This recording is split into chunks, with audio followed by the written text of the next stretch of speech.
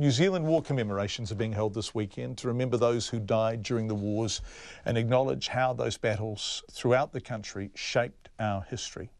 Now, as part of the commemorations, RNZ has launched a special online project, including a half-hour documentary called The NZ Wars, The Stories of Rua Peka Peka.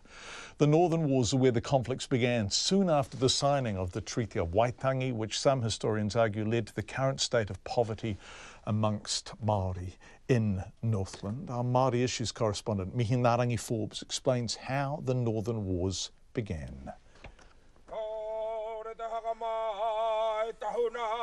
Compared to the rest of the world, Aotearoa, New Zealand has a short colonial history. We only signed our treaty 177 years ago, and as the country's leading historian, Dr. Vincent O'Malley notes, the ink was barely dry before British and Māori relations turned sour. An overarching theme of all of the New Zealand wars is these two competing ideas of what the treaty was about. On the one hand, you have the Crown's idea, which is based on Article 1 of the English translation of the treaty, that the Crown has full sovereignty over New Zealand after 1840, and that's the expectation. On the other hand, Article 2 of Te Tiriti, where Māori are guaranteed to tino rangatiratanga over their own affairs. And so there's a kind of a clash of these visions. Many will be familiar with the famous story of Ngāpuhi chief Hone Heke, who chopped down the British flagstaff in Russell, a protest against the actions of a new government. Tensions began to really ramp up here in the Bay of Islands immediately after the signing. And that's because the new government changed the rules. Māori were no longer able to charge anchorage fees. They couldn't even mill their own kauri.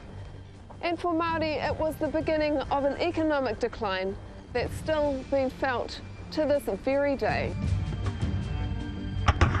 The Northern Wars was a series of battles which ended at Rua Peka Peka in January 1846.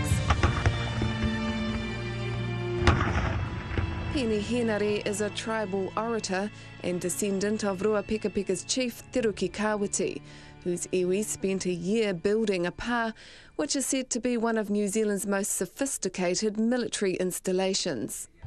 It would have been sort of your traditional palisade pā, but probably on steroids. The Rua Peka Peka palisades were designed to stop cannonballs and provide shelter for sharpshooters.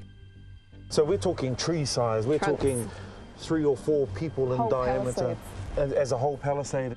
The double wall design with flax reinforcing provided extra resilience. The pā was built above ground and underneath too. Kawiti had bunkers dug out, so those inside the pā could wait out the bombardment in relative safety. So for 10 days, it was a bombardment that was coming from like a half a K away, and they were here in these pits. Yes, they were underground for the most part, you could imagine, during the time of the bombardment.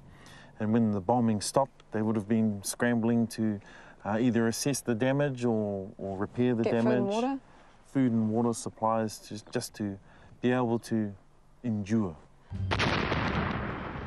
Absolutely terrifying to have 30 tonnes of artillery rain down upon you. Remarkably, not one Māori life was lost. And when the British finally stormed the pā, it was empty.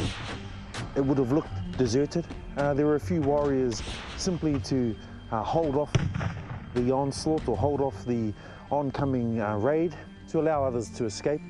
There were also dead. They found some who had died throughout the battle, but for the most part it was pretty much deserted. Some 3,000 people died in New Zealand's wars, mostly Māori. In 2017, what are the effects of that campaign against your people? Poverty hit our region, so it's had very much a negative impact on our people. Te rā Maumahara means the Day of Remembrance. This year, the government will officially commemorate our wars for the first time. Kia maumahara tātou I te hunga, I hinga I te mura o te ahi. Mo te hōtaka o te ahi nei ko Mihi Narangi Forbes, ahau. And you can watch the Land Wars documentary on our website, rnz.co.nz. It is there. And, by the way, if you're in or visiting Wellington over the next 6 months, Te Papa is opening a mini exhibition on the NZ Wars. Tomorrow, I think it is going well through the school holidays, and I understand it is well worth a visit.